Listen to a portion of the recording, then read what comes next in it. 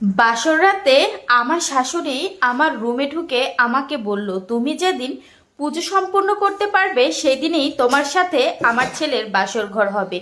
এই কথা শুনে আমি তো পুরো অবাক হই যে শাশুড়ি হয়ে সে আমাকে এই ধরনের কথা কিভাবে বলে। যাই হোক, আমি নতুন বউ, তাই কোনো কিছু না বলে পুজোর কাজে মন দিলাম, পুজো করতে থাকলাম। হঠাৎ করে দেখলাম আমার শাশুড়ি একটা সুগন্ধিওয়ালা পারফিউম মেখে আমার ঘরে প্রবেশ করে।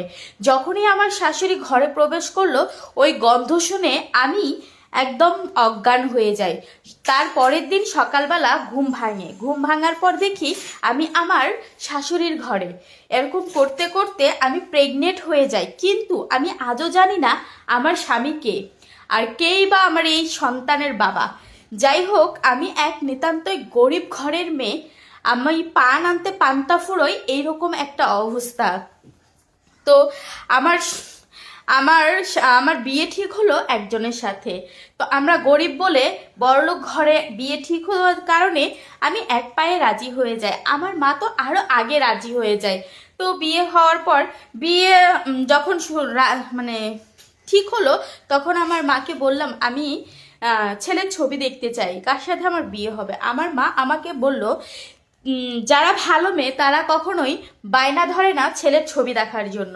সো তুমি কি ভালো মেয়ে না? তখন আমি মার কথা শুনে চুপ হয়ে যাই আর ভালো মেয়ে হওয়ার চেষ্টা করি, আর কোনো কিছুই বলি না। হঠাৎ করে দেখি আমার বিয়ের সব কিছু রেডি হয়ে গেল। তো অনেক মেহমান এসেছে, যারা স্যুট পুট পরে একদম হাই পাই অবস্থা। আমরা খুবই গরিব ছিলাম যে খেতেই পারতাম না দুমুঠো। যাই হোক, বিয়ে যেহেতু বড়লোক ঘরে হচ্ছে, দুমুঠো খেয়ে তো বাঁচতে পারবো, এটা ভেবেই বিয়ে করতে রাজি হয়ে গেলাম।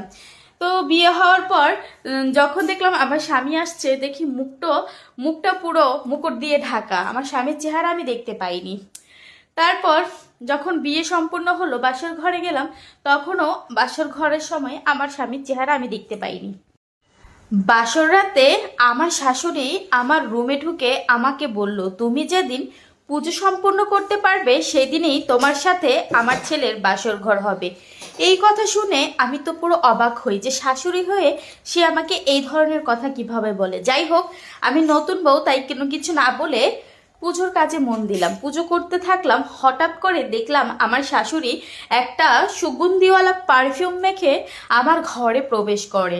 যখনই আমার শাশুড়ি ঘরে প্রবেশ করলো, ওই গন্ধ শুনে আমি একদম অজ্ঞান হয়ে যাই। তার পরের দিন সকালবেলা ঘুম ভাঙার পর দেখি আমি আমার শাশুড়ির ঘরে। এরকম করতে করতে আমি প্রেগনেন্ট হয়ে যাই, কিন্তু আমি আজও জানি না আমার স্বামীকে আর কেই বা আমার এই সন্তানের বাবা। যাই হোক, আমি এক নিতান্তই গরিব ঘরের মেয়ে। আমি পান আনতে পান্তা ফুরোই, এইরকম একটা অবস্থা। তো আমার আমার আমার বিয়ে ঠিক হলো একজনের সাথে। তো আমরা গরিব বলে বড়লোক ঘরে বিয়ে ঠিক হওয়ার কারণে আমি এক পায়ে রাজি হয়ে যাই। আমার মা তো আরো আগে রাজি হয়ে যায়। তো বিয়ে হওয়ার পর বিয়ে যখন মানে ঠিক হলো, তখন আমার মাকে বললাম আমি ছেলের ছবি দেখতে চাই, কার সাথে আমার বিয়ে হবে। আমার মা আমাকে বলল, যারা ভালো মেয়ে তারা কখনোই বায়না ধরে না ছেলের ছবি দেখার জন্য। সো তুমি কি ভালো মেয়ে না? তখন আমি মার কথা শুনে চুপ হয়ে যাই আর ভালো মেয়ে হওয়ার চেষ্টা করি, আর কোনো কিছুই বলি না। হঠাৎ করে দেখি আমার বিয়ের সব কিছু রেডি হয়ে গেল। তো অনেক মেহমান এসেছে, যারা স্যুট পুট পরে একদম হাই পাই অবস্থা। আমরা খুবই গরিব ছিলাম যে খেতেই পারতাম না দুমুঠো। যাই হোক, বিয়ে যেহেতু বড়লোক ঘরে হচ্ছে, দুমুঠো খেয়ে তো বাঁচতে পারবো, এটা ভেবেই বিয়ে করতে রাজি হয়ে গেলাম।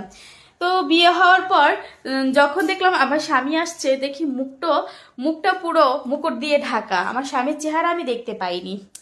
তারপর যখন বিয়ে সম্পূর্ণ হলো, বাসর ঘরে গেলাম, তখনও বাসর ঘরের সময় আমার স্বামীর চেহারা আমি দেখতে পাইনি।